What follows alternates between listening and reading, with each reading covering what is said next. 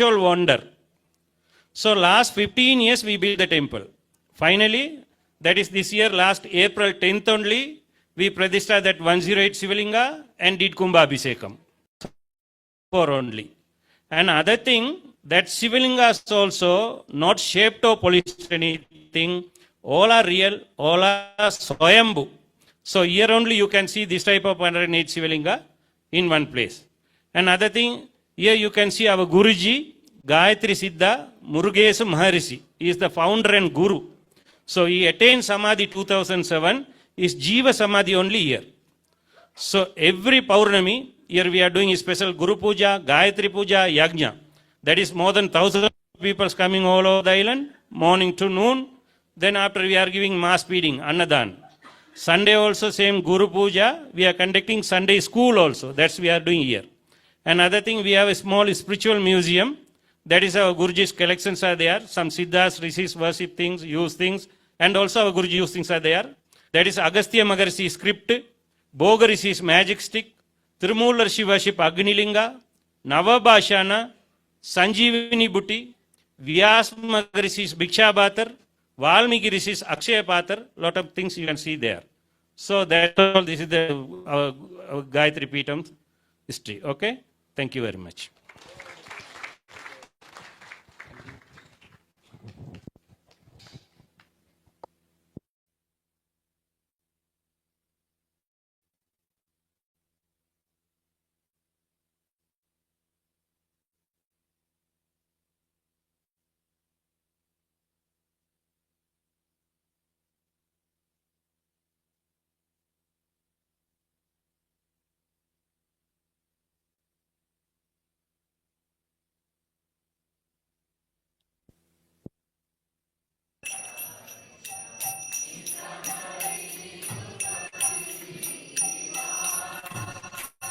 Bolo Hari Hari Mukunda Murari Rama Krishna Hayagriva.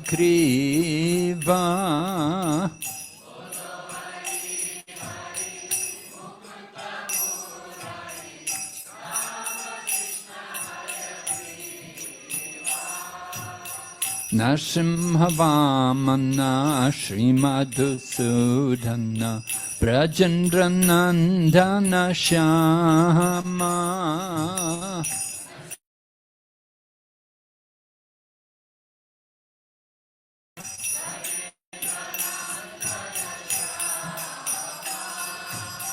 Putana Gatana Kaitabashatana Jaya Dasarati Rama.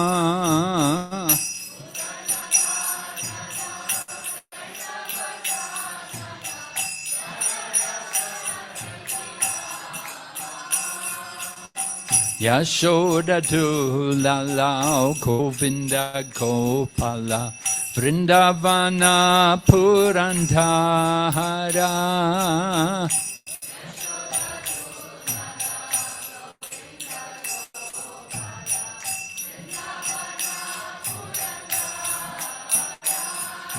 Gopi Priya Jana Radhika Ramana Bhuvana Sundara Bhora.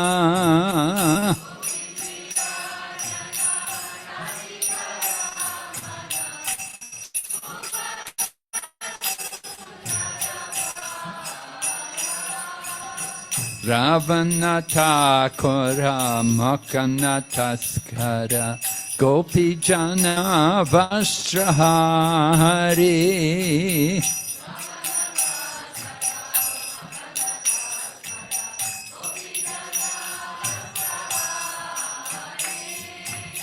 Brajera Rakala Gopa Vrindapalo Chittahari Vamsidhari.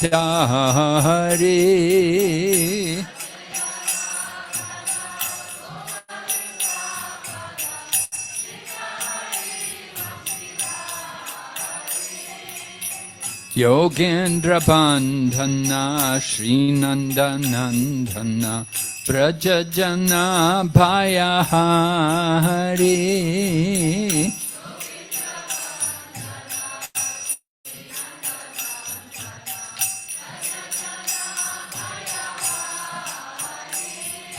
Navina Nirada Rupa Manohara Mohana Bamsi Bihari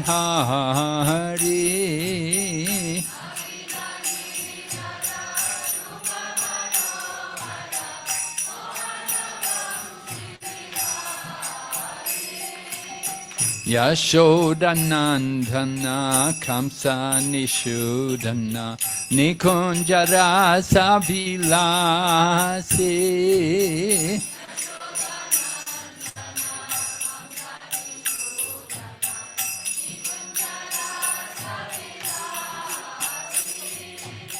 Kadamba Kanana Rasa Parayana Vrinda Vipina Nivasi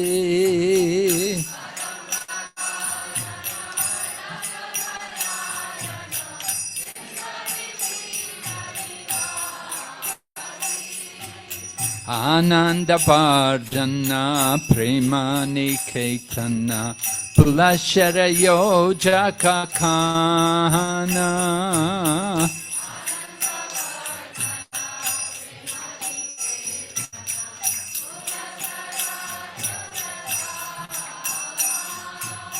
Gopangana Gana Chitta Vinodana Samasta Guna Gana Dhamma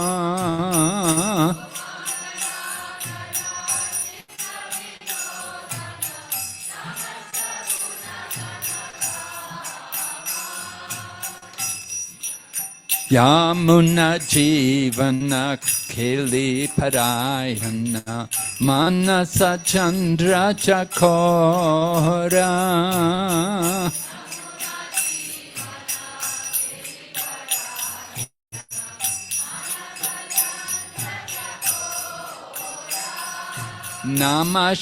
Namashuraras Go Krishna Yash Rako Vachanamana Mohora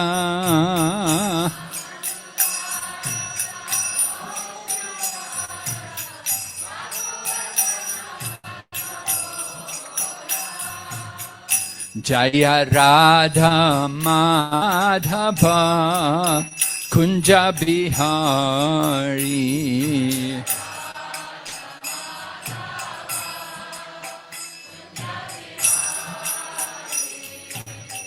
Jai Radha Madhava Kunja Bihari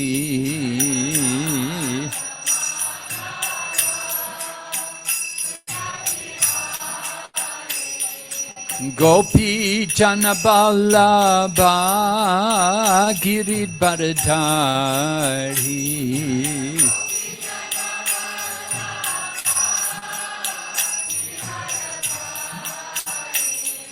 Gopi Janaballabha Giridharadhari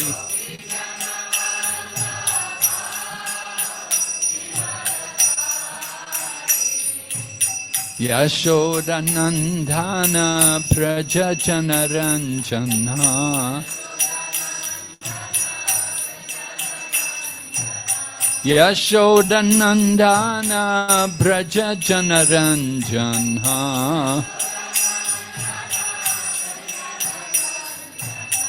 Yamunatira Vanachari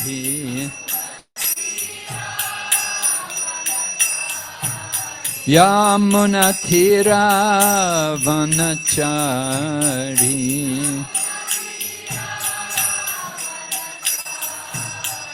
Jai Radha Madhava Kunja Bihari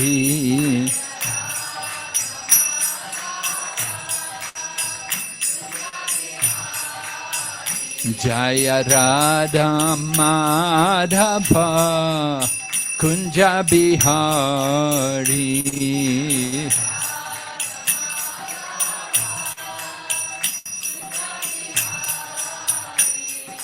Gopi Jana Ballabha Giridharadhari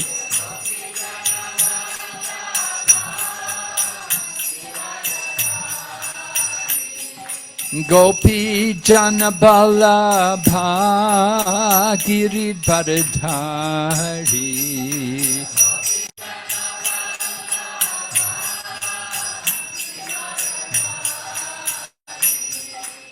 Yashodanandana Braja Janaranjana Yashodanandana Braja Janaranjana Yamunatira Vanachari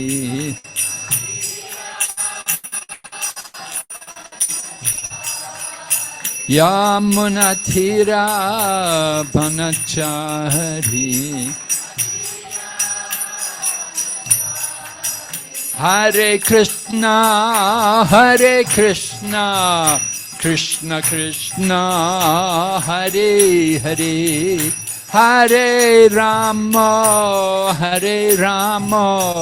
Rama Rama, Hare Hare.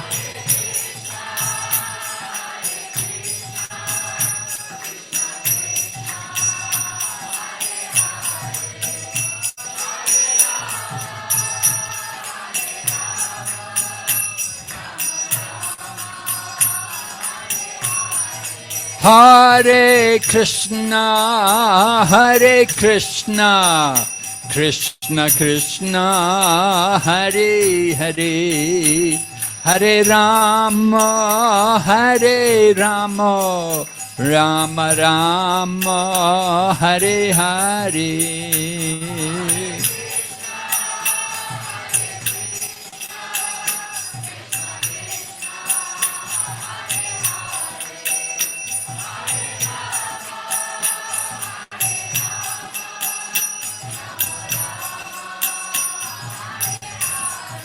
Hare Krishna, Krishna Krishna, Hare Hare, Hare Rama, Rama Rama, Hare Hare.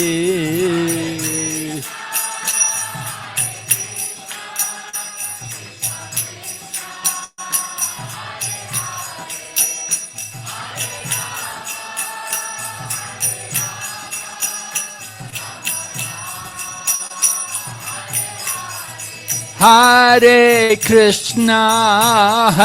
Krishna, Krishna Krishna, Hare Hare, Hare Rama, Rama Rama, Hare Hare.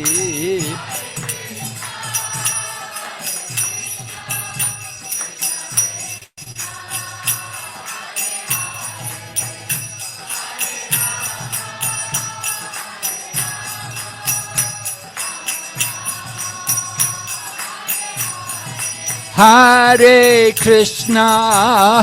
Krishna, Krishna Krishna, Hare Hare, Hare Rama,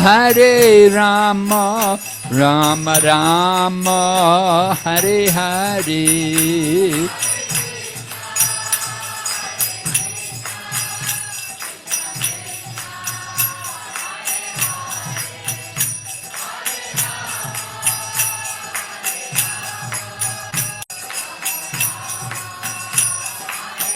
Nitai Gaur Hari Bo, Hari Bo, Hari Bo, Nitai Gaur Hari Bo.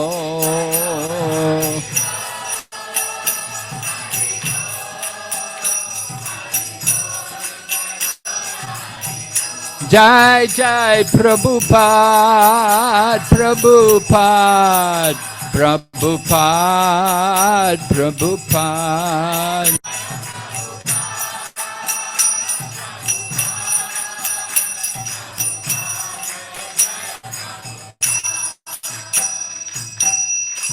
Gaur Premanande.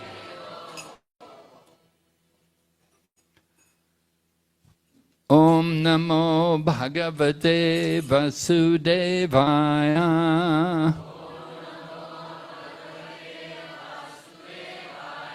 Om Namo Bhagavate Vasudevaya.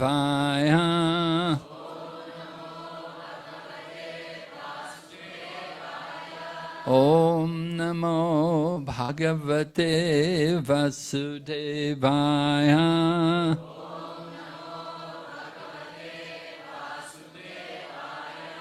Narayanam Namaskrityam Naram Chaiva Narottamam Devim Sarasatim Vyasam Tato Jayamudirayat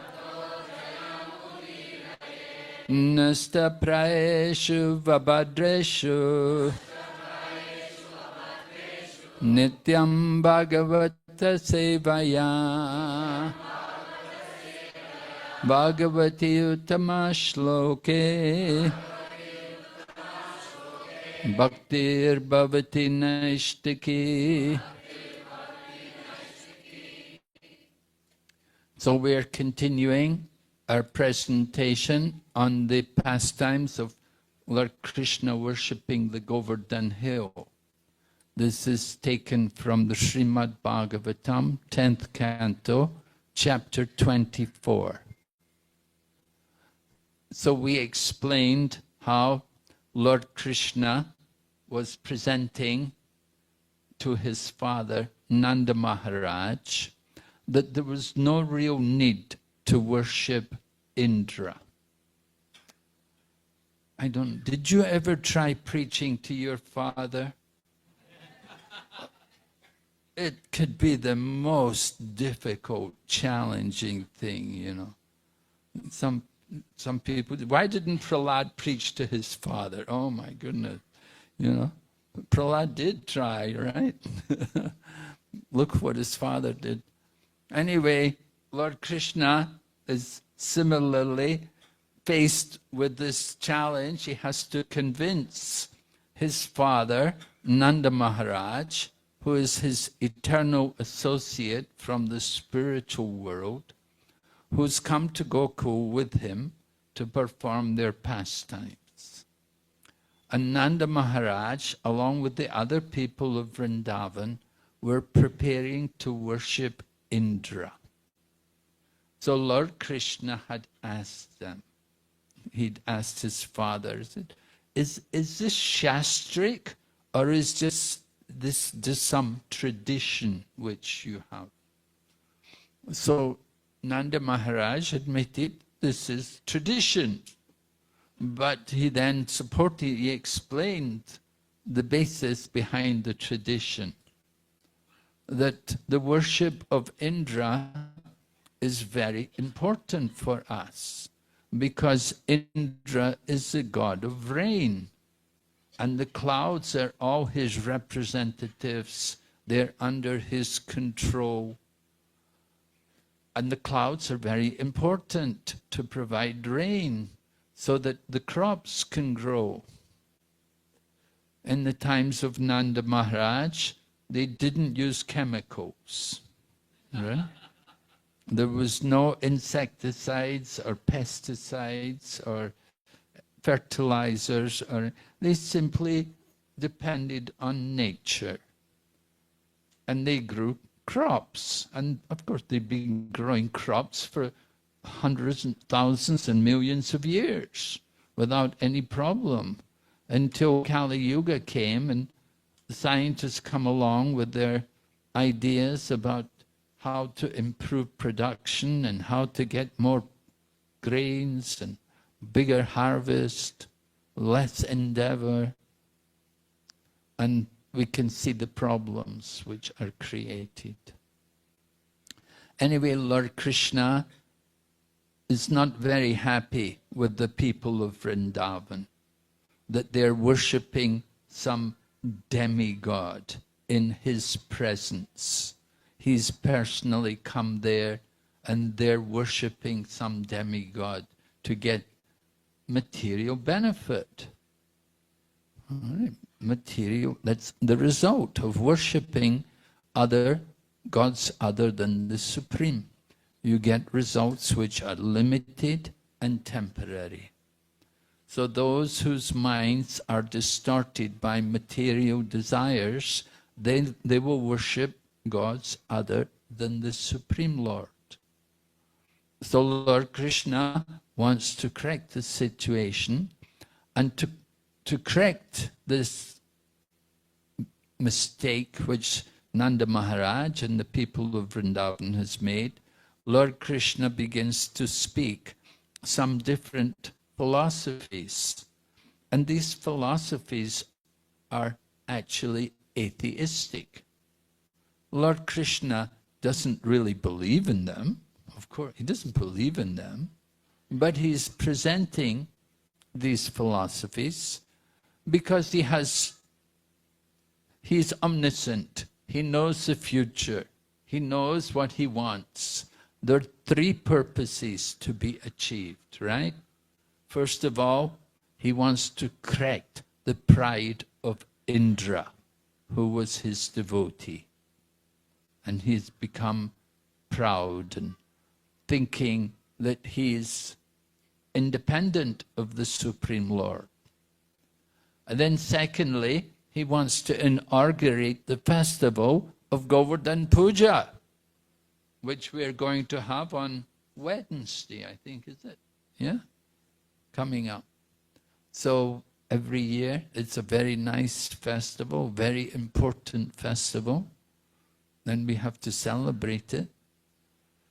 And Lord Krishna wants to inaugurate this festival.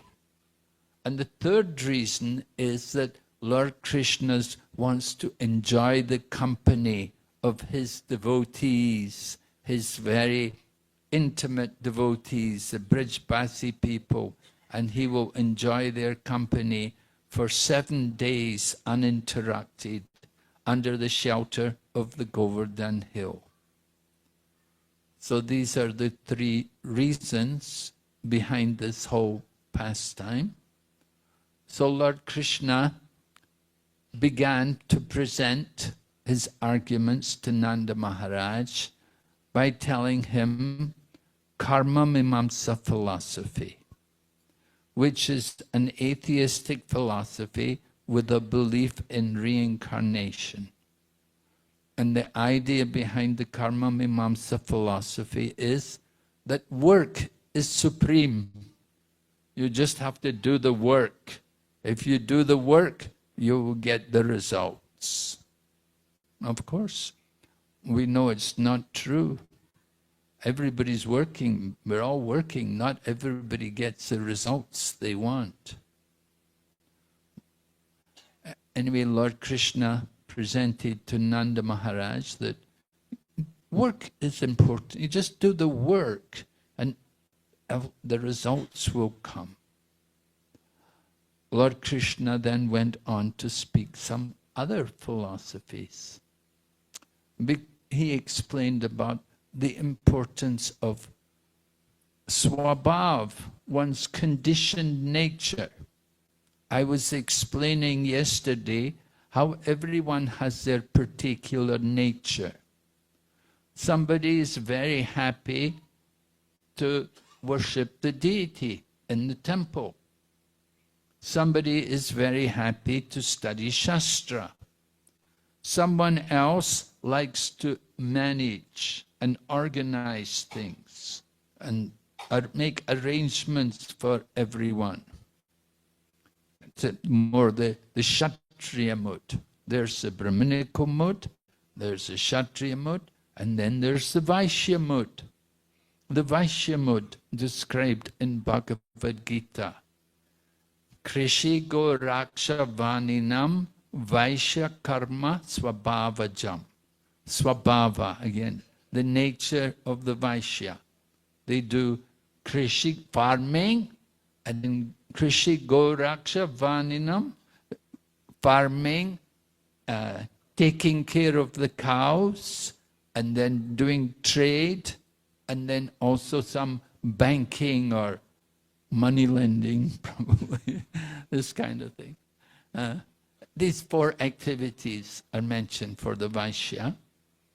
And the Sudra, they are the servant of the other people. They will do the work under direction, under instruction. So Lord Krishna said, everybody has a nature. All right? The Brahmins meant to study the Vedas, or teach the Vedas. The Kshatriyas are meant to protect the people, manage them, protect them, not to exploit them. And the Vaishyas, they're meant to do things, like I said, taking care of the cows. And of course, that is what the people in Braja, in Vrindavan, are doing.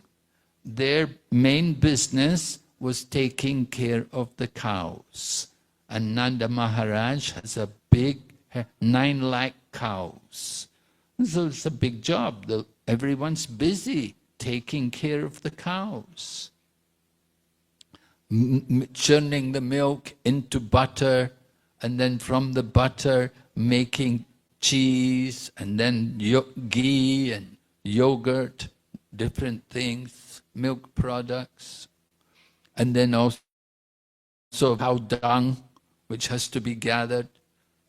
In those days, they would be cooking on cow dung. And so many services are there, keeping the cows clean. In the times of Nanda Maharaj, they were very careful to protect the cows, taking care of them, brushing them regularly, bathing them, decorating them. Cows have feelings just like everyone else. They have feelings, and they know when they're being properly taken care of. And when they're properly taken care of, then they're happy to give their milk. They simply want some grass and some water to drink, and they're happy if they have they also, of course, need a clean place. The cow barns have to be cleaned every day. The cows have to be properly taken care of. It's a big job. So people in Vrindavan, the gopis, the cowherdmen, they're all busy taking care of the cows. Lord Krishna explains that we are Vaishyas. The people in Vrindavan are Vaishyas. They take care of the cows. So the argument may come, oh, taking care of the cows, then you also depend on Indra, because the cows will need water and they need grass. And if you don't get rain, you won't be able to have enough grass to feed the cows. In 1976, there was a drought in Andhra Pradesh. There was a serious drought. No rain the whole summer. And it was a very big problem for the farmers. So they formed a committee to try to raise funds to help the farmers so that they could take care of their animals and take care of their family during the drought. And they wrote to Srila Prabhupada. And they asked Srila Prabhupada, they said, Swamiji, you are the head of a big society, international organization. You kindly donate for this drought relief fund. So Srila Prabhupada wrote back to them and told them that the problem is you're not doing enough yajna. If you will do more yajna, then there will be rain. And Prabhupada quoted the verse which we quoted yesterday from the Bhagavad Gita, that all living entities subsist on food grains, and food grains are produced by rain. Rain is produced by sacrifice. and sacrifice is born of prescribed duty. So Prabhupada explained, you have to do yajna, then you will get rain. And so it happened that a program was arranged for Srila Prabhupada in Hyderabad. And we have our temple there in Hyderabad. We have 2 temples or 3 in Hyderabad now. But very big temple there in Abbots, which is in the center of Hyderabad. Land was donated, devotees constructed temple there. So Prabhupada had come there and a pandal was arranged. And had the pandal, they had a big kirtan. And that night it poured with rain. So the report came in the newspaper. Hare Krishna movement, bring the rain. Bring relief from the drought. And so Prabhupada proved that you do yajna, you do Sankirtan, and you will get the rain. Of course, Prabhu said yesterday, one Prabhu said yesterday, they're having farm, they're doing Sankirtan, and you're getting too much rain, was it? Or not enough rain? Huh? Too much rain. Yeah, it's a problem. There's always some problems. We have to tolerate. Anyway, the principle is you do yajna, you get rain. So Lord Krishna was explaining to Nanda Maharaj, it's important, you just do work. And then Lord Krishna went on to explain another atheistic philosophy, that work is worship. Work is our devata. Of course, Lord Krishna doesn't believe this, but he's presenting this argument to his father just to bewilder Nanda Maharaj so that he can inaugurate his Govardhan Puja. Anyway, this idea that work is worship is quite a common philosophy. People do have that, often have that kind of understanding about life. Lord Krishna went on to explain, to support this idea that work is worship, he presented atheistic Sankhya philosophy. Right? There are 2 kinds of Sankhya. There's atheist Kapila and there's Devahuti Putra Kapila. We know the Devahuti Putra Kapila from the 3rd canto of the Srimad Bhagavatam. But most people don't know that Kapila. Most people know only the atheist Kapila. And the atheist Kapila, he presents the philosophy that life comes about from interaction of chemicals, that matter interacts to produce life. And this philosophy had been around a long time, long before Lord Krishna appeared. It was also there. There are these different theories, atheistic philosophies. It's not something new. We think, oh, it's a new atheist. No, it was there a long time ago. And Lord Krishna even mentioned it himself, just to convince Nanda Maharaj to give up the worship of Indra. So the atheistic idea is that the modes of nature are supreme. We say, from the mode of goodness, there is maintenance, right? Lord Vishnu, he is the maintainer. Brahma, he is the creator, and he is in charge of the mode of passion. And Lord Shiva is the annihilator. He destroys. At the time of devastation, he's the one to bring about the annihilation of the universe. So here, they were telling, this is the place where Lord Vishnu, Lord Brahma and Lord Shiva appeared.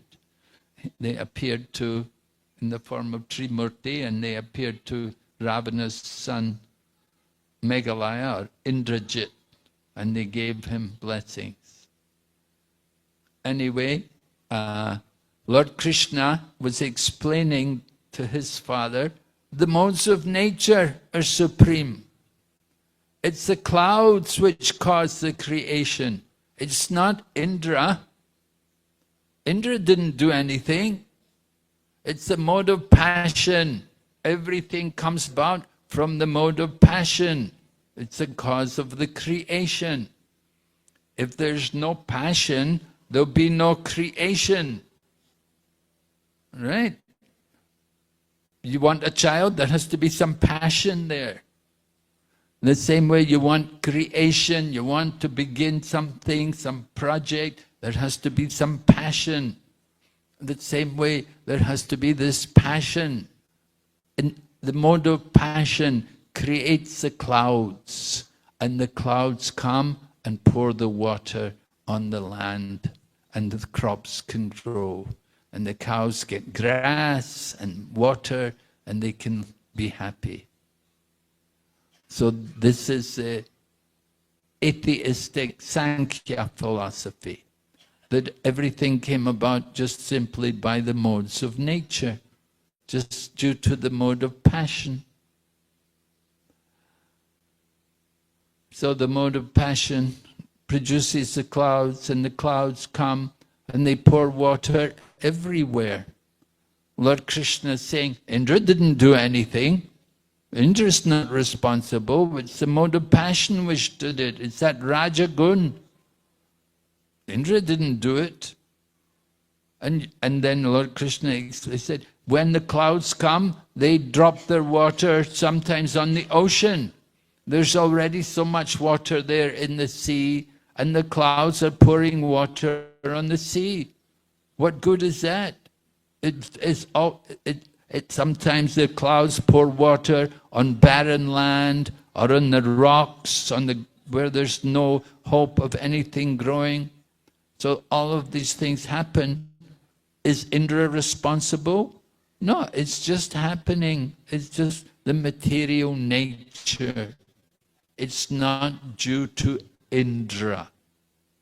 In this way, Lord Krishna was presenting his arguments to his father. You cannot think Indra's worshipable. He said, for you to go and worship Indra like this, it's like an unchaste wife. Hey, Lord Krishna, he's so upset with the people of Vrindavan, so upset with his own father that he's speaking in quite a harsh way. He said, to go and worship Indra, it's like an unchaste wife. Oh, would you like that? It's, you know, if you, a nice woman. Oh, it's not a nice thing to say to someone, is it? Lord Krishna is giving this example because he's so upset that the people of Vrindavan have taken to the worship of Indra, and they're performing this ceremony for the pleasure of Indra. Unchaste wife. She has a good husband at home who's maintaining the home and providing everything, but she's having an affair with a lover. Right? She's thinking only of her lover, and she doesn't think about her home and her family. So that's the unchaste wife. In the same way,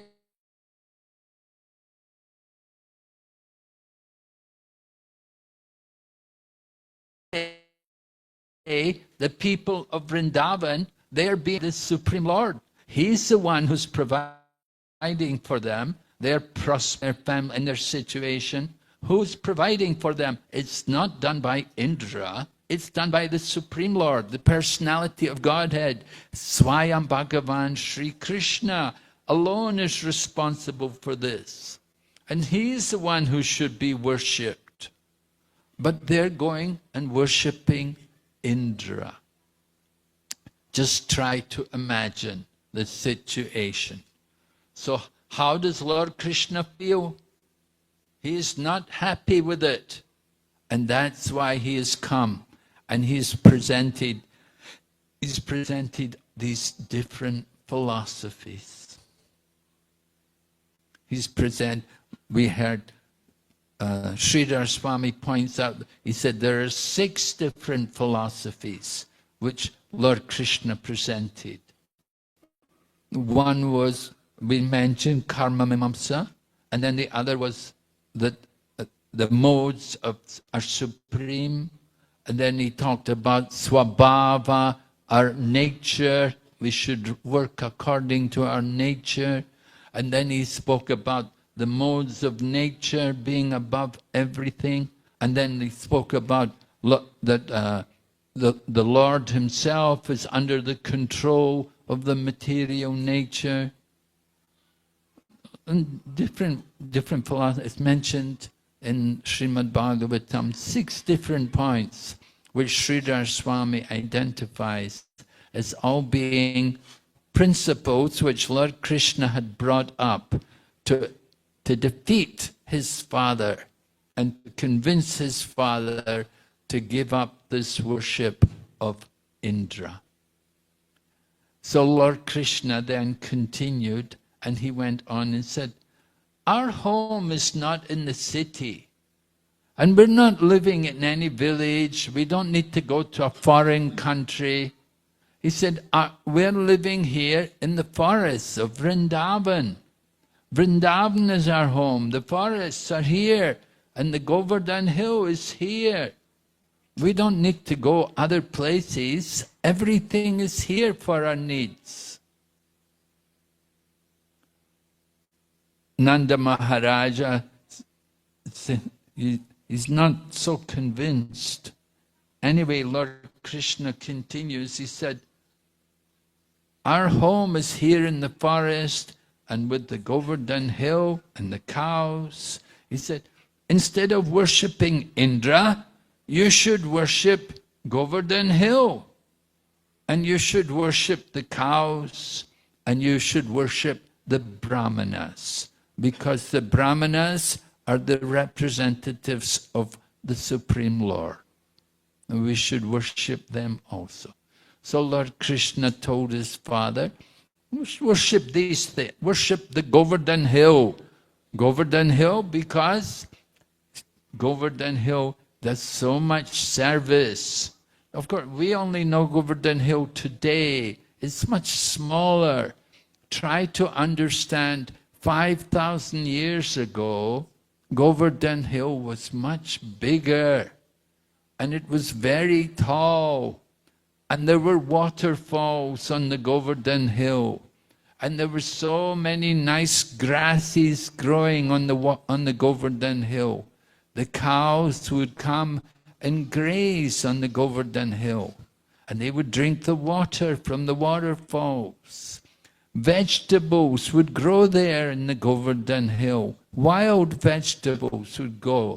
Different roots and shrubs would grow, and the cows would come, and they would enjoy grazing on the slopes of the Govardhan hill.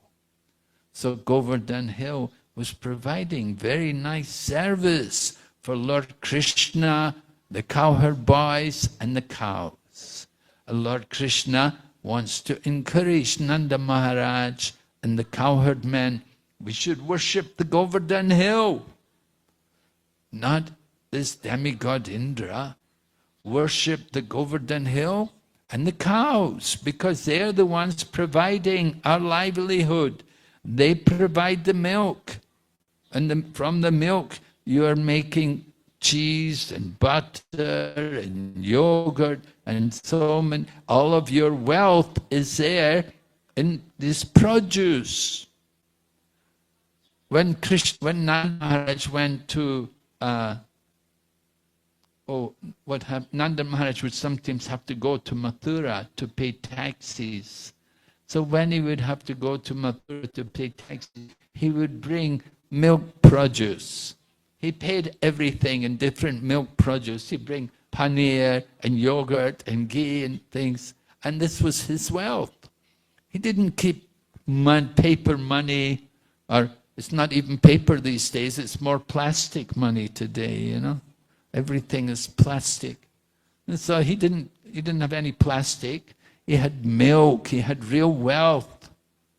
The real wealth of the people was in cow dung. You don't have any cow dung today. We're all paupers today. We don't have any cow dung.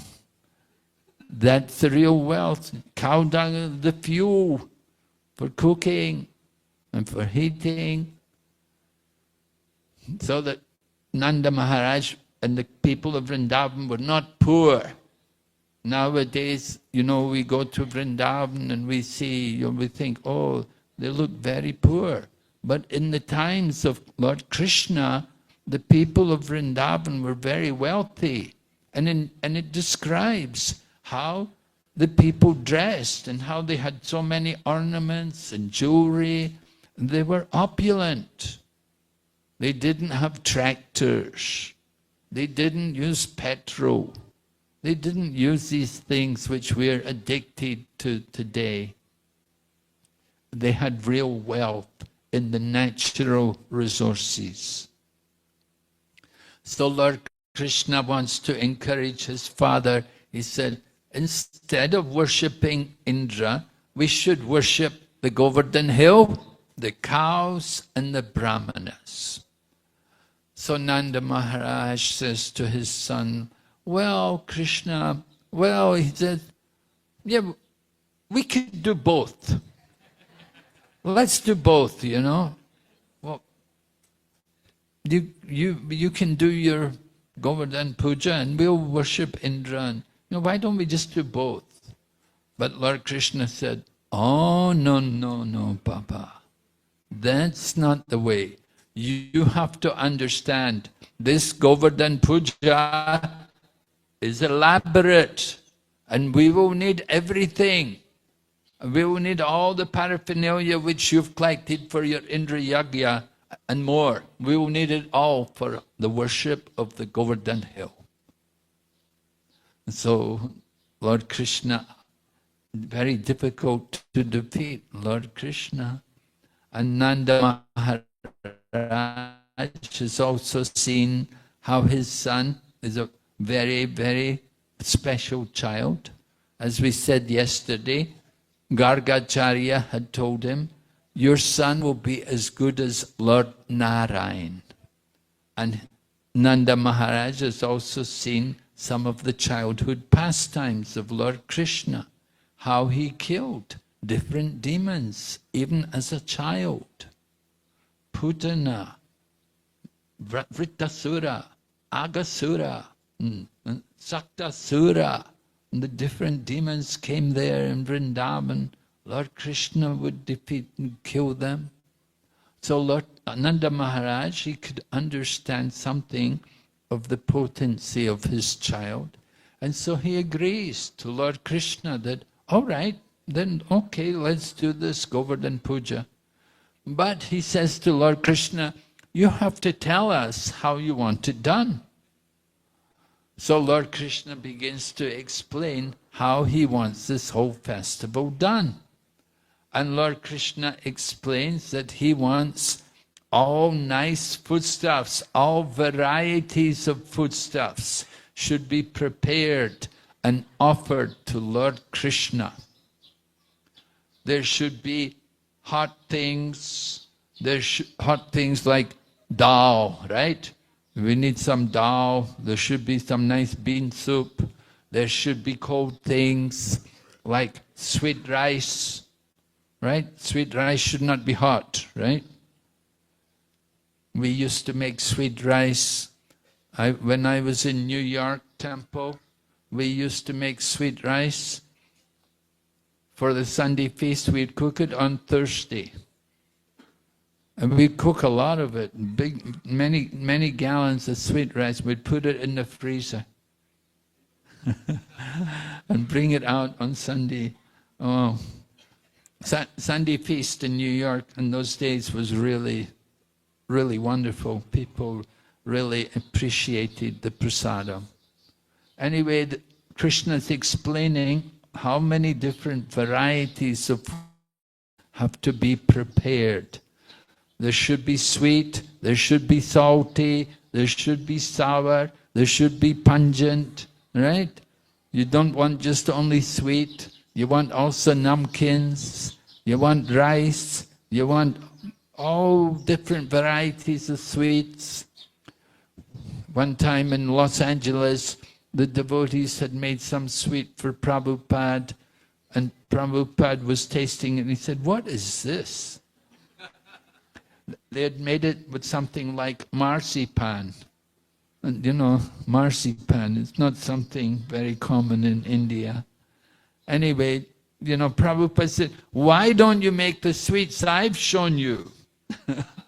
He said, "You should make the Bengali sweets, you know, milk sweets, rasgulla, right? You know, K.C. Das rasgulla? Bengalis all know K.C. Das rasgullas, right?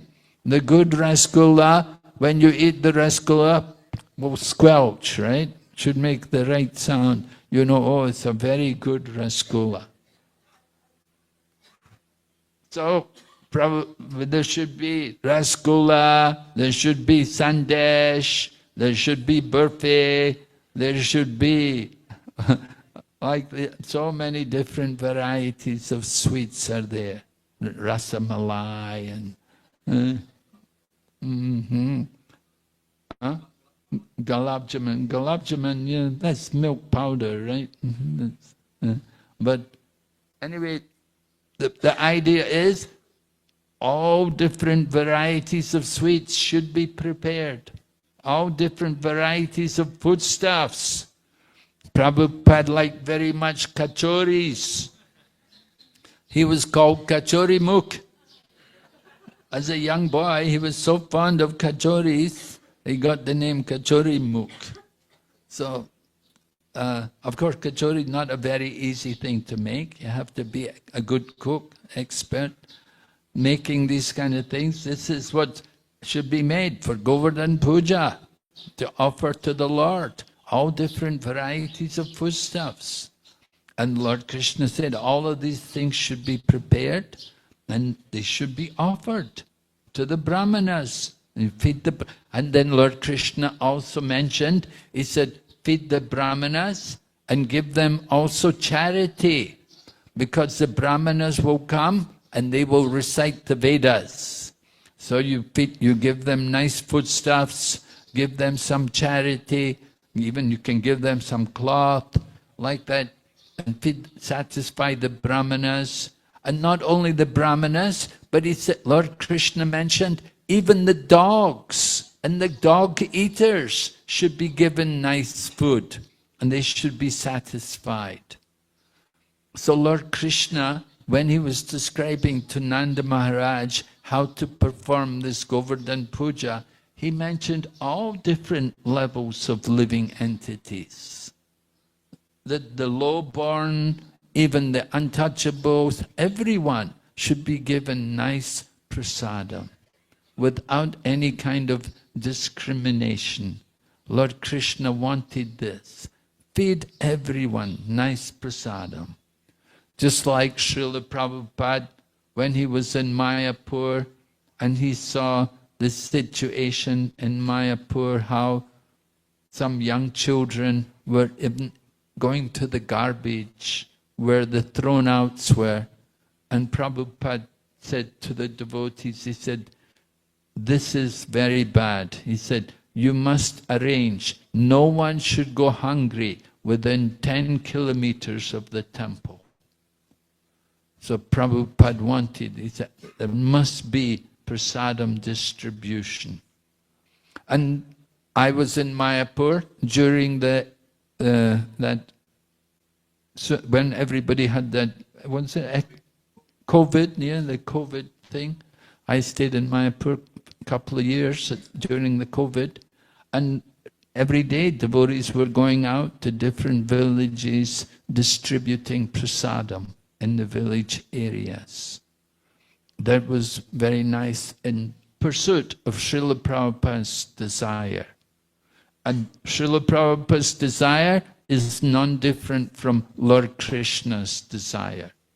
That the Govardhan Puja is celebrated in such a grand way that the prasadam is distributed in huge quantities to everyone without any kind of discrimination. Even the dogs and the dog eaters, everyone should be given nice prasadam. So when Lord Krishna was describing all of this, he was giving the instructions to the people of Vrindavan. They have to be busy. They have to prepare everything. They have to take all the paraphernalia which they'd already gathered for the Indra Yagya and use all of it for the worship of the Govardhan hill. Lord Krishna explained that we offer everything to the cows. Well, the cows, of course, they should be given good grass to eat. And they should also be nicely decorated. Sometimes we will dress them nicely. You can read in the Krishna book how it tells about Maharaj Nriga, how he was giving cows in charity. And the cows which he gave in charity were all decorated, that their hooves and horns were all painted in gold. And they had pearl necklaces around their necks. And they had cloth, nice silken cloth also placed around them. So they were very well taken care of. And Maharaj Nriga would give these kind of cows in charity to the Brahmanas. So similarly, Nanda Maharaj, he has a big herd and they have to take care of all the cows. Give nice grasses. Govardhan Hill had the best grasses at that time. The grass on Govardhan was very pleasing to the cows. And then Lord Krishna said, we have to also circumambulate the Govardhan Hill. You have to go around the hill. Govardhan Hill now, it's only, 22 kilometers, is it?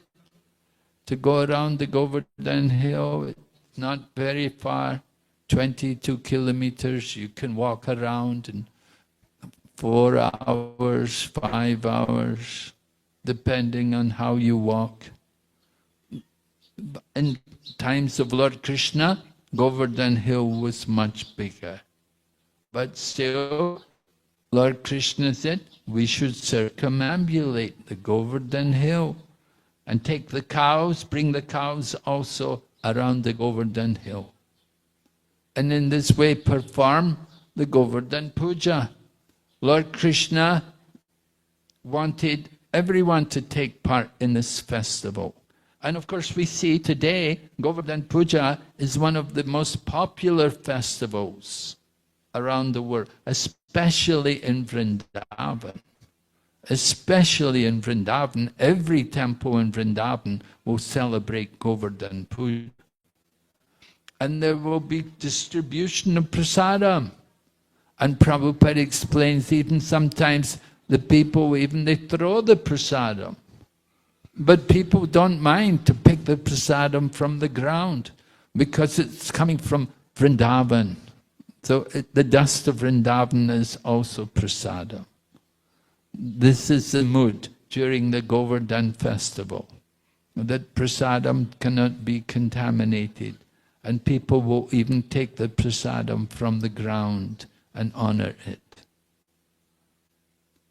However, Lord Krishna also issued a warning.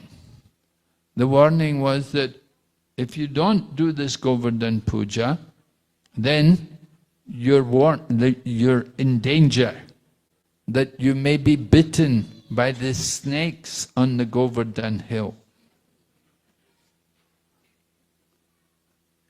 One time I was in London and I was the treasurer. Treasurer, it means I was in charge of the money. And people had to come to me to get money. So, I'm very miserly, naturally. I'm very miserly, I don't like to spend money. And so people would come, the pujari would come to me and say, we need money, Govardhan Puja. I would say, there's no money. Most of the time there was no money, but somehow, I was always amazed how the Krishna consciousness movement could go on. In those days, we never had any money, but still we were having festivals. So anyway, at this time the pujari was Mundakini. Mundakini is a Prabhupada disciple, of course, French lady, and she was worshipping the deities. So she said, if you don't give money, you will be bitten by the snakes of Govardhan. Okay. So I had to give her some money for the Govardhan. Anyway, that warning is there in the Srimad Bhagavatam that is described, that if anyone neglects this worship of the Govardhan Puja, then they're at risk. They may be bitten by the snakes on Govardhan, or maybe some rocks will fall from the Govardhan hill and you can be killed. You can die in that way. So the warning is there. How important we have this worship of the Govardhan hill is, this ceremony of the Govardhan Puja. And of course, Srila Prabhupada had great love for the Govardhan hill. In 1977, Srila Prabhupada was performing his departure pastimes, and he was in the Krishna Balaram Mandir, and his only thought was that I want to go around Govardhan hill. He was in a bedridden condition. He could not walk. His body was emaciated, but he was thinking, take me to Govardhan.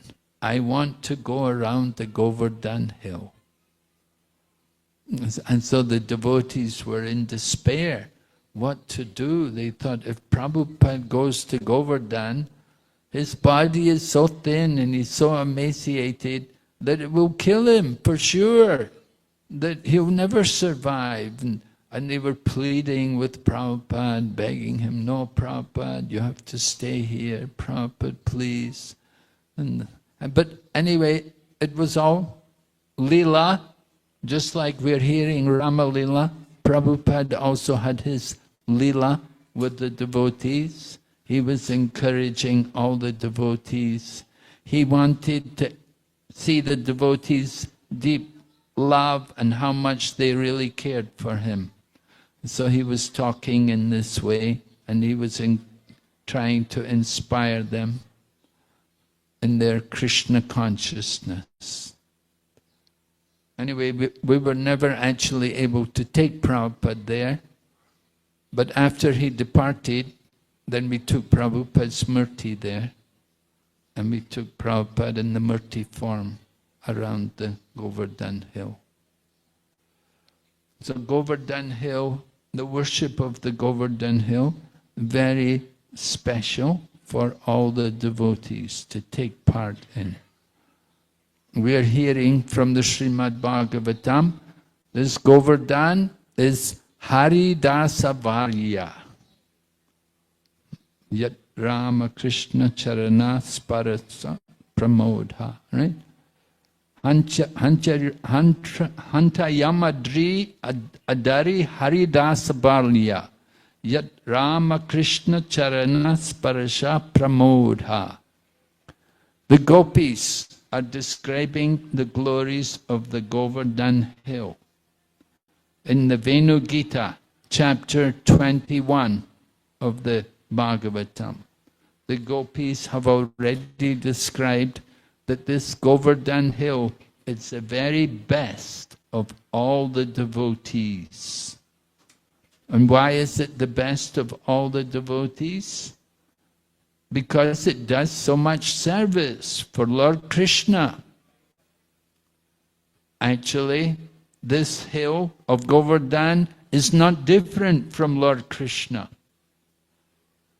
When they had prepared all the different foodstuffs and they're offering them to the Govardhan hill, at that time Lord Krishna assumed a transcendental form.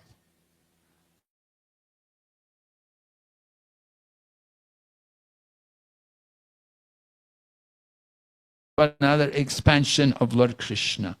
And he came, because Lord Krishna wants to convince all the people of Vrindavan that this worship of the Govardhan hill is actually having some effect. Therefore, he took this transcendental form. And he told all the people, he told Nanda Maharaj and all look, Govardhan hill has come. And in this transcendental form, Govardhan hill began to accept all of the offerings, right? And Govardhan hill, in his transcendental form, he was eating. He was eating mountains of halava, oceans of sweet rice, rivers of chutney, rocks of samosas, and so many things. Govardhan is eating, and he's eating and eating. And they're thinking, whoa, he's eating so much. And he's shouting, Ani or, bring more, bring more. Right? So the people of Vrindavan were getting a little worried that Govardhan, wow, he has such a good appetite. He can take so much. He's eating, and he's saying, Ani or, bring more. They're bringing the buckets, they're bringing so many big pots and so many things. They're bringing, and Govardhan is taking it and eating, and he's still saying, Ani or. Oh, then they thought, oh, just a minute, maybe, let's try. Put some tulsis there, because we never offered any tulsis. So put some tulsi there on top. And as soon as they put the tulsi there, then,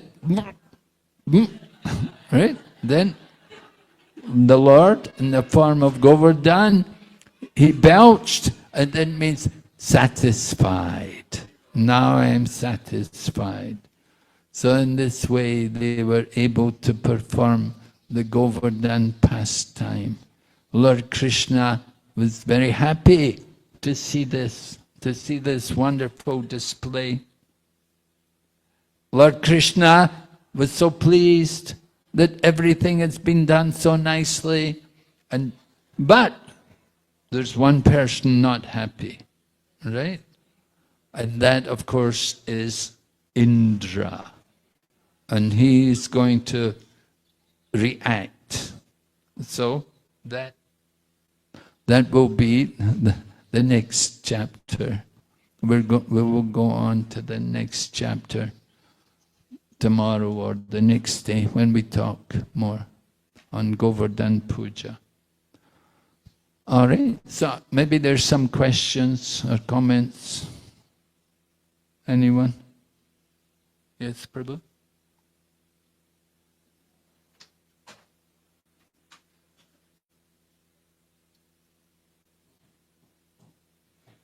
Krishna Maharaj, you accept my humble obeisances. So from the pastime perspective, we see, and Rupa Goswami will also written in the Nectar instruction that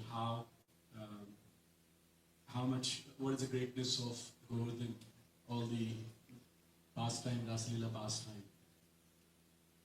We've also seen from a Tattva side that Krishna himself is Govardhan. So my question is, to what part he is the devotee of the Lord, and from a Tattva Rup, he is Vibhinamsa or Swamamsa. So Krishna Tattva versus the devotee Tattva. Well, just like Lord Chaitanya Mahaprabhu is the Supreme Lord, but he also is come as a devotee. And so we see Govardhan, that he's the Supreme Lord, he's accepting the worship. Actually, it said Lord Krishna even offered obeisances to the Govardhan hill. When the Govardhan appeared, Lord Krishna offered its obeisances. And then all the people of Vrindavan, they followed Krishna.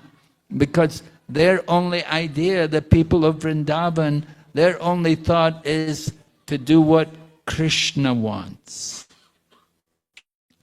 They're thinking about any other thing really. Their innermost desire is to please Krishna. Lord Krishna is the one who's in their heart, and they have that loving relationship with him. So when the Lord appeared as Govardhan, Lord Krishna bowed down, offered obeisances, and the people of Vrindavan also bowed down. They understood, this is the Govardhan. Lord Krishna, he's telling them, this is the Govardhan. He's appeared in this wonderful form to accept their offering. So the Govardhan hill is the Lord himself. Mahaprabhu was given a stone from Govardhan. In the Chaitanya Charitamrita it describes, one devotee came from Vrindavan and he brought a stone from the Govardhan hill along with some gunja mala, and he gave to Lord Chaitanya. And Lord Chaitanya kept that stone with him for a few months. And regularly he would put it on his head, he would hold it in front of his eyes, and he would worship it. After a few months, he gave it to Raghunath Das Goswami. And he also instructed Raghunath Das Goswami how you could worship the stone from the Govardhan hill. Lord Chaitanya initially told him, you offer the Tulsi Manjaris to Govardhan, along with some nice pure, like maybe Ganga water or some very pure water, and you offer that with Tulsi Manjaris to the Govardhan. That is the best offering. Later on, Swarup Damodar also arranged that they would offer sweetmeats also to the Govardhan. But Lord Chaitanya he said, this stone is not different from Krishna. And he said he can see Krishna in that stone. So the Govardhan hill is a manifestation, it's an expansion of Lord Krishna. He's Krishna and he's also the devotee because he's serving the devotees. He's coming in them to give service. That's why he's called Haridasa Varya. There are many devotees called Haridas. Maharaj Yudhisthira was Haridas. Prahlad was Haridas. We know also Haridas Thakur. There's Junior Haridas. There's Madhyam Haridas. There's many Haridasis. But Haridasa Varya is the very best of all the devotees of Hari. Why? Because he does so much service. The grasses which grow there, the caves on the mountain of Govardhan. Lord Krishna would enjoy going sometimes into the caves of Govardhan, shelter from the hot sun or from the rain. Lord Krishna there's a gully there also. Sometimes the gopis would have to pass through that gully, and Lord Krishna would demand taxis from them. And their different pastimes would take place there at the Govardhan hill. The stones on Govardhan have a very special nature. In the summer, when it's very hot, the stones are cool. And in the winter time, in the cold winter, the stones on Govardhan are warm on the feet. This is the nature of Govardhan hill. That he has that mood of giving service to his devotees, arranging for their comforts, for their care. So Govardhan he is Lord Krishna himself, and at the same time he comes in the mood as a devotee. Just as Chaitanya Mahaprabhu is the Lord, but he is coming in the mood of a devotee, distributing Krishna consciousness. So Govardhan hill is in a similar way. And we honor the Govardhan hill regularly. Devotees will go there and perform the parikrama. They will take stones from the... And Prabhupada even writes in the purport, he said devotees can take some pebbles, you can take some pebbles or small stones from the Govardhan and you can worship them. Of course, you should have permission from someone who's a resident of Vrindavan. And when you take something from Govardhan, you have to put back an equal amount of gold. So if you take a bigger stone, you have to put back more gold.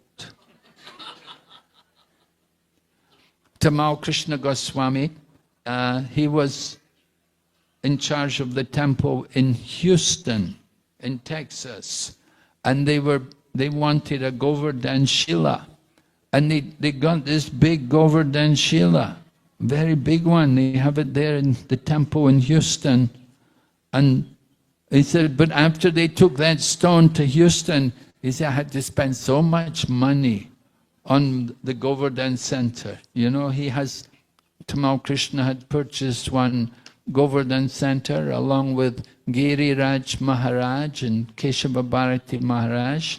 Together they had purchased what is now called the Bhaktivedanta Govardhan Center. And he said they had to spend a lot of money. He said, because we took that Govardhan stone, Krishna arranged, we had to put back a lot of gold there to repay for it. So you have to be very careful about taking a stone from Govardhan. You may get a lot of expenses. So Govardhan Hill is Krishna, but he's coming also in the mood of a devotee.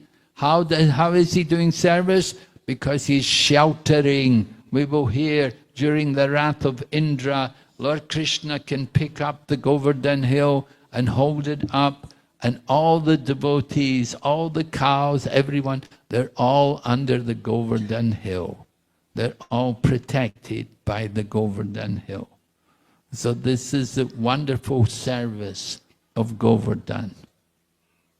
Another devotee described, he said, when you go to Govardhan, you don't have to worry what time they're going to close the curtains. You know, you're in the temple, you're always, what time is Arti, what time's the Darshan, you know, wait for them to open the curtains. But in Govardhan, you have Darshan 24 hours a day. It's so wonderful. So that is the glory of Govardhan. All right, any other question? Yes? Can we have the mic? Yeah.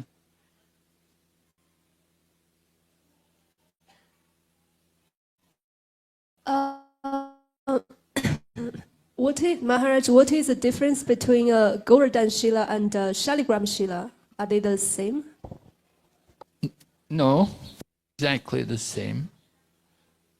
We saw, they have some shaligrams here, actually. Shaligrams, well, they're coming from your place, they're coming from Nepal, right? You're from Nepal. Ganduki, from the Ganduki there is the place of the shaligrams, and the Govardhan Shila, well, stones from Govardhan, from the Govardhan Hill. They're offered different prayers. Generally, shaligram is Vishnu form. Different forms of Vishnu. There are different kinds of shaligram. The Lord Nrsimha Dev you have Nrsimha Shilas. You have even Sudarshan Chakra Shilas. So many different varieties and shapes of Shilas, shaligram Shilas. Shaligram Shila is worshipped by the Brahmanas. And the Shaligram Shila is a consort of Tulsi. Usually Shaligram, they have a ceremony every year. People bring their Tulsi to get married, right? Tulsi is like the daughter. You have to get your daughter married, and the marriage, Tulsi is married to Shaligram. So Govardhan is Krishna, and Lord Krishna enjoys the company of the gopis. So different prayers, but generally the principle is the same, that you worship the Shaligram Shila. You have to be pure, you have to be strict, you have to do it regularly. You have to do it every day. The Brahmanas, every Brahmana house, they will keep a Shaligram Shila and they will worship the Shaligram every day. It's customary among the Brahmana community to keep a Shaligram and to do their worship. And when they travel somewhere, they will take the Shaligram with them and do the worship of the Shaligram. And similarly, Govardhan, of course, you can also do that with the Govardhan. But Shaligram, particularly the Brahmanas, those and Prabhupada said we will introduce the worship of the Shaligram into our society. Now some people say that Lord Chaitanya gave Govardhan Shila to Raghunath Das because Raghunath Das was not born in a Brahmana family. The other Goswamis, they're from the Brahmanas caste. Although Rupa and Sanatan, they had lost their caste because of the association with the Islam, but still their birth was in the Brahmana caste. But Raghunath Das, he was from the Vaishya community. He was from the wealthy family. And some people say this is why Lord Chaitanya gave him Govardhan. He didn't tell him to worship Shaligram, he told him to worship. But Prabhupada refutes that. He said, this is not true. He said, it's not like that at all. He said, they're wrong. And anybody who is Brahminically qualified, they can worship the Shaligram. You have to be Brahminically qualified. And similarly, to worship Govardhan Shila, well,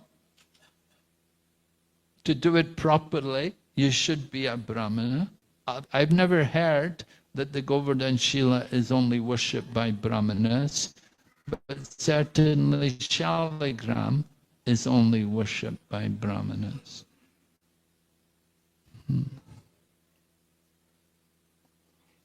Yes, Prabhu? Hare Krishna Maharaj.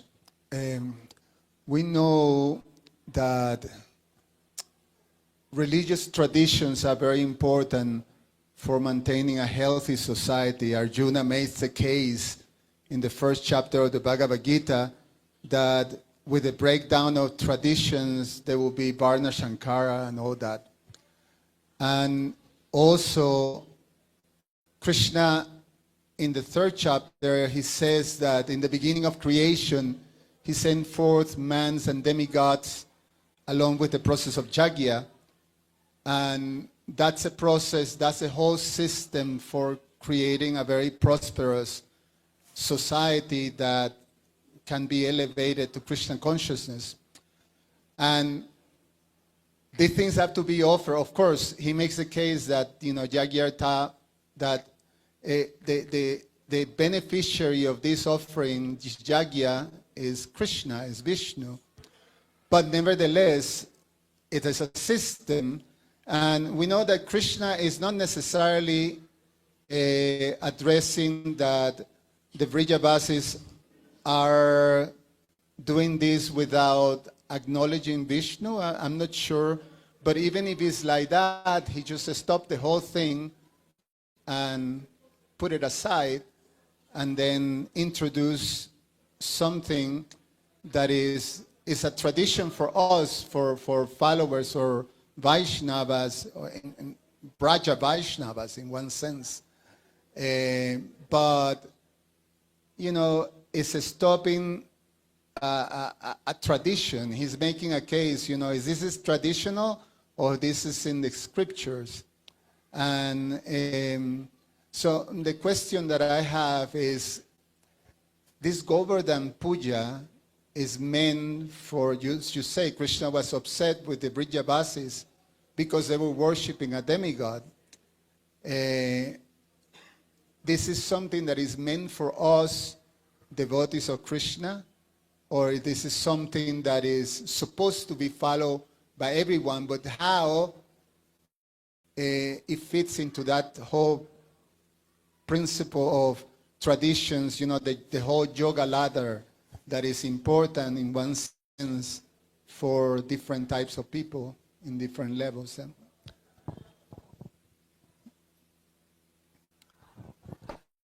Well, we have to understand that Lord Krishna is the Supreme Personality of Godhead. And if we have faith in Lord Krishna as the Supreme Personality of Godhead, if he wants to establish a new tradition, if he wants us to worship the Govardhan Hill, we should accept it. And of course, Lord Krishna is also describing why worship the Govardhan Hill. I've also been talking about the Govardhan Hill and the glories of Govardhan Hill and the service he does. We want to appreciate this, that this Govardhan Hill is not an ordinary hill, that it is Lord Krishna himself. And it is the very best of all the devotees. So serving the devotees, we say Mahat Sevam Dwara Mahor Vimukta. By serving the devotees, it opens the doors to liberation.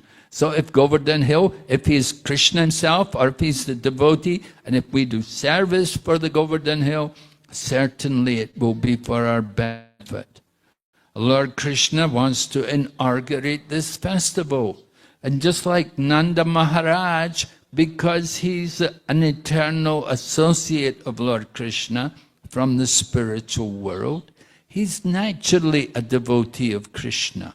And when Krishna wants something, Krishna's asking him to do something, he will do it. Just like we read the Bhagavad Gita, and we want to follow what Krishna says in the Bhagavad Gita. Krishna says, Sarva Dharmam Parigajnam Mamikam. He said, surrender to me. Certainly we want to surrender to Krishna. We want to follow Krishna's advice. Whatever Krishna wants us to do, we're ready to do it. Right?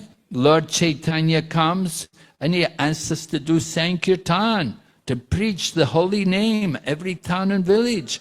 We try to do it because it's the desire of the Lord. And our mission is to serve the desire of the Lord. So the more we understand Krishna's desire, that how much he desired that we should worship the Govardhan Hill, then the more we will be inclined to worship the Govardhan Hill and to make this a very nice festival.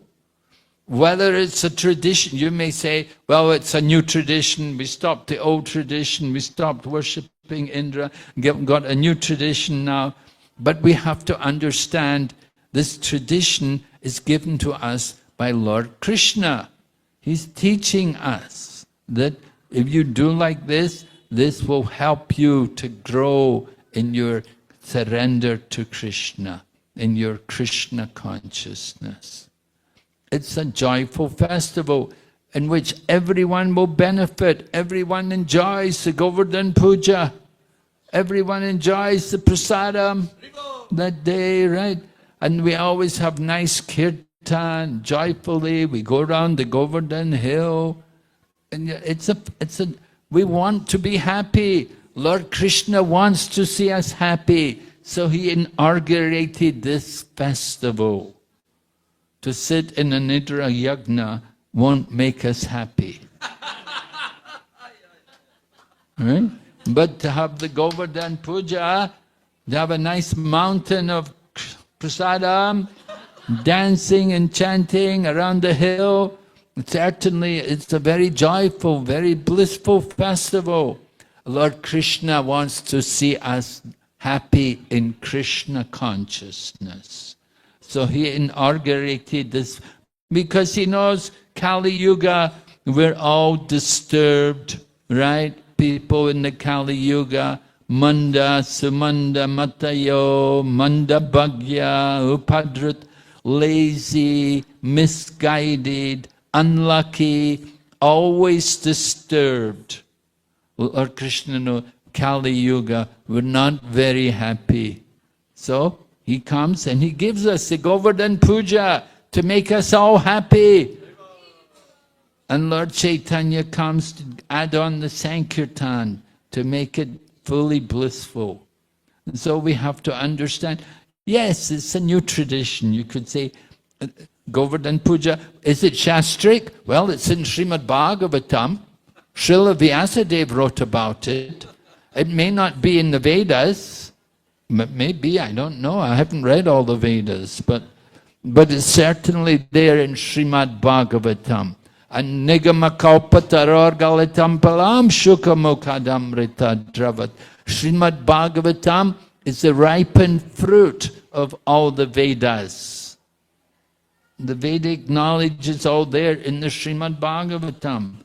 And Lord Krishna is recommending this Govardhan Puja, that everyone should take part.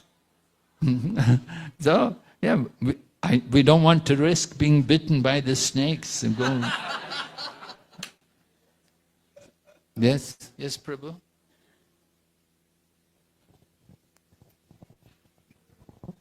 Maharaj, adding to what Prabhu, Subal Prabhu asked, so Krishna started the tradition of Govardhan Puja. Chaitanya Mahaprabhu started the tradition of Sankirtan. Srila Prabhupada started the tradition of extending that tradition with temples in the West and book distribution. But it might sometimes seems overwhelming to add on to the tradition, right? There are more and more things that we are trying to do, and in the whole Varnashrama that Srila Prabhupada recommended, which is still work to be done. So a devotee may only have limited bandwidth, so where do we prioritize our activities? Well, Lord Chaitanya didn't start the Sankirtan. It was already going on in the temples, but Lord Chaitanya brought the chanting of the holy name out of the temple. Previously, the chanting of the holy name could only be done by brahmanas. And if you were not a brahmana, you couldn't chant. But Lord Chaitanya brought the chanting out, gave it to everyone, wants everyone to take part in the chanting of the holy name. And so these things were there. And Varnashram, yes, there's a lot to be, we could say, you know, we have a long way to go in Varnashram, but some things are there, you know. Everything, it doesn't all happen immediately, you know. Buddhism has been here thousands of years, you know. They've had a long time, you know. Krishna consciousness is relatively new. Lord Chaitanya 500 years ago, Prabhupada 50 years ago, Prabhupada giving us the modern interpretation of Sankirtan, book distribution. And nowadays book distribution is kind of out of favor, and it's more internet communication, everything, soft copies, you know. Anyway, we have to go on. The principles are the same. The details change, but the principle is there, to give Krishna consciousness, to give the holy name. So Prabhupada says, the details can be adjusted, but the principles should remain. So the principle is giving Krishna consciousness. How much can we give? You know, we try our best to give. According to our ability, we try. Some people can go, like Prabhupada could go around the world and distribute Krishna consciousness in 10 years. You know, we're trying 50 years, you know. You know, we have to do what we can according to our empowerment, according to the mercy we get. We try and do some service for Krishna. So, yes, things change from time to time. We have to expect that. And we have to move with the times, move with the changes. Prabhupada was not against innovation and technology. in the more recent times, we began, the Damodar Puja. It became a very effective program to go out door to people and introduce the worship of Lord Damodar during this month of Kartik. Many countries in the world, they have a program to go out to people and get people to offer lamps.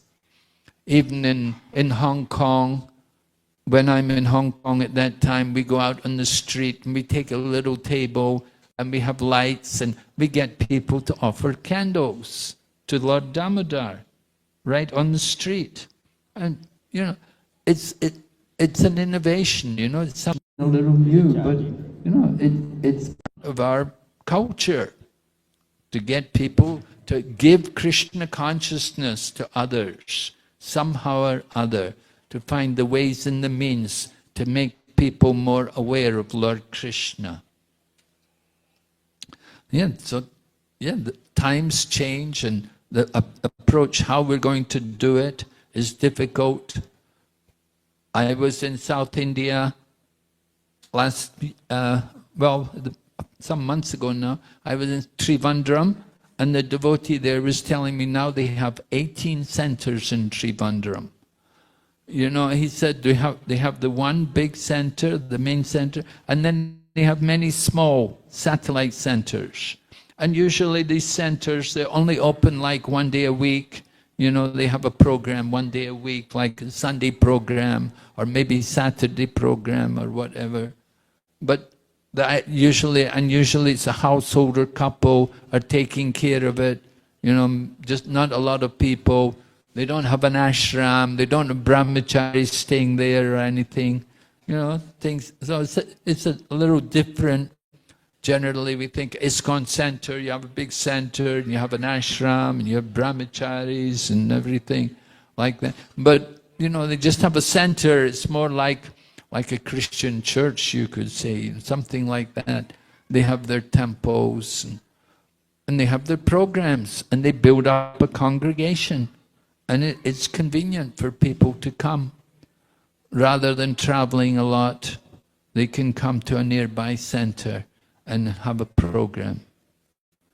So that's, kind of innovation. It's a little bit of a change from how things used to be. But I think Prabhupada would be pleased that the preaching is expanding. More and more people are coming to Krishna consciousness. Srila Prabhupada knew not everybody's going to come and live in the temple. And not the people living in the temple, not always going to stay in the temple. That after some time they'll also move out. Many change their ashram and so on. And so but they're still devotees. We can't say they're not devotees anymore. They're still devotees. So we have to understand Krishna consciousness in a broader sense.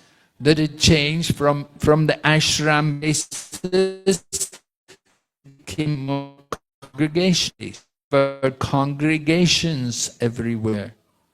We don't, previously, in 1970s and even 80s, it was all ashram. We were all living in the temples. But gradually, less and less people living in the temple and more congregation preaching. And we want to develop the congregations. But it's not a deviation.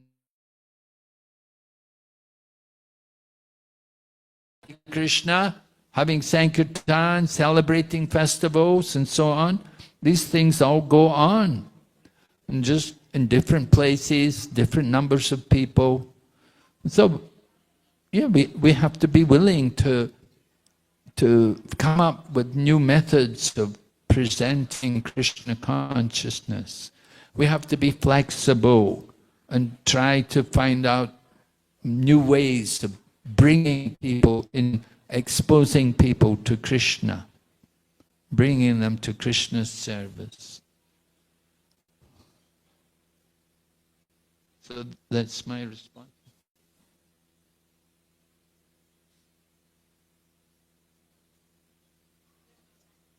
No time? Okay. We are running out of time. Okay. So thank you very much. Hare Krishna. His Holiness Narasimha Swami Maharaj ki jai. Srila Prabhupada ki jai. So thank you Maharaj for a very wonderful katha on Govardhan Lila. So important announcements, very brief. The buses, because we know there is not parking space here.